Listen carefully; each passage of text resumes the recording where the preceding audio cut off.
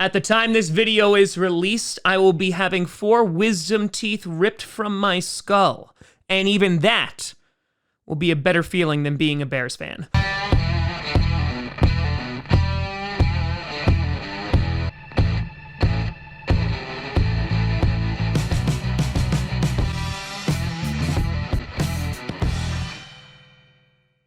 Grossi Packer Nation! Welcome to another episode of Packcast, the podcast where you don't have to be a Packers fan, but it sure does help. I'm your host, Tom. Since I'm getting surgery, I just got to record these videos back to back. So you're gonna see this blue hoodie a lot, Grossi. And today we're gonna do a little something different. This week, finally, the free agency craziness has basically subsided. We're gonna start getting into the 2021 NFL Draft. We're going to be doing a combo of looking at individual players and taking a look at them. We're going to be looking at groups of players and looking at maybe some day 2 wide receivers or linebackers or corners or offensive linemen, etc. for the Green Bay Packers. But first, before we do any of that, I want to answer the question, what the hell should the Green Bay Packers do in the first round? Now, since Brian Gutekunst, aka Goody, has taken over, it's been a smidge aggressive.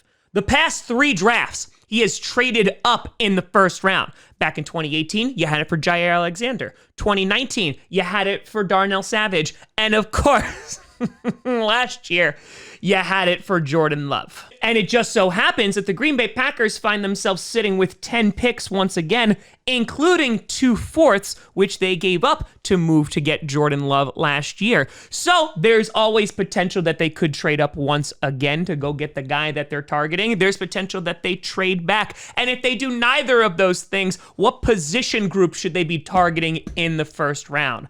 That's what we're going to be talking about today. So let's start with which position the Green Bay Packers might decide to target in the first round.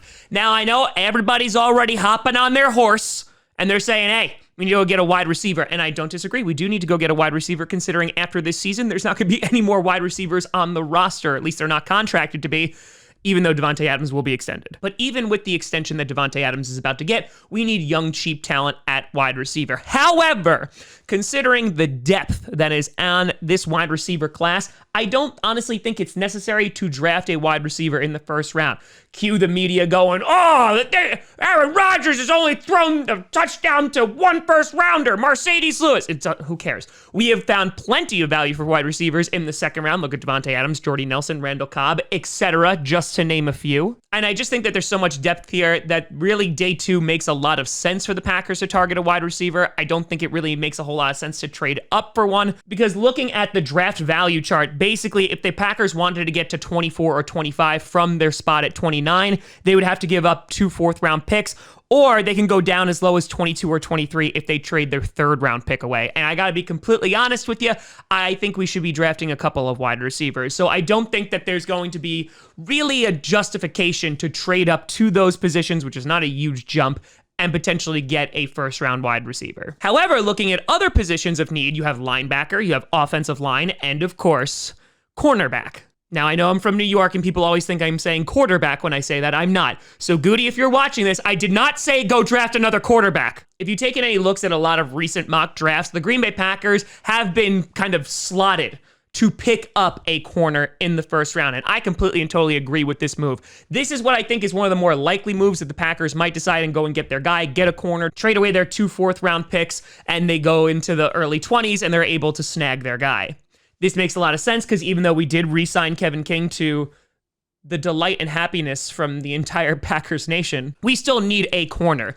Kevin King, while he does have experience and he's a starter, that's great, that's wonderful. We need someone else there besides Jair Alexander because Josh Jackson just isn't getting it done. This is also a pretty deep draft for offensive linemen, so the Packers could decide to trade up here, but I gotta be honest, I think they're only gonna pick an offensive lineman if they stay where they are or if they wind up trading back. And for linebacker, while of course you have Joe Barry coming in whose specialty is in linebackers, I don't see them trading up to go get one. Again, this would be one of those positions that I don't even think they'll go in the first round for it, considering the Packers never really put any stock in getting a linebacker in the first round. I think at anything, they're going to get him in day 2 or day 3. So for me, what I think, if the Packers are going to trade up, I could see them potentially getting rid of those 2 fourth-round picks and going and getting a corner. Now, the Packers could decide at 29 to trade back and get some more draft capital. They'd probably capitalize on an early day 2 pick for some team that wanted to trade back into night 1, and they could use that to build the team even more. In that case, I could see them potentially targeting a wide receiver very early on in day 2, and then using that other second-round pick to potentially get a corner or an offensive lineman. But if they stay at number 29, I think that they're going to be targeting either an offensive lineman or a corner. Linebacker, as I said before, really doesn't make a whole lot of sense considering what the Packers have done in previous drafts, because to be completely honest, I don't think at 29 there's a wide receiver that's worth taking at that spot, because at that point you could just wait until day 2 and you have a plethora of guys to choose from. So if I had to make a prediction here based on previous events, I would say that there's a good shot that Goody's going to trade up and go get their guy. Most likely, in my opinion, would be a corner. But let me know what you think down in the comments below. Which positions do you think are worthy of a first-round draft pick from the Green Bay Packers? Or do you think they should trade back, build more of draft capital, and be able to draft more guys and get some more value later on in the draft?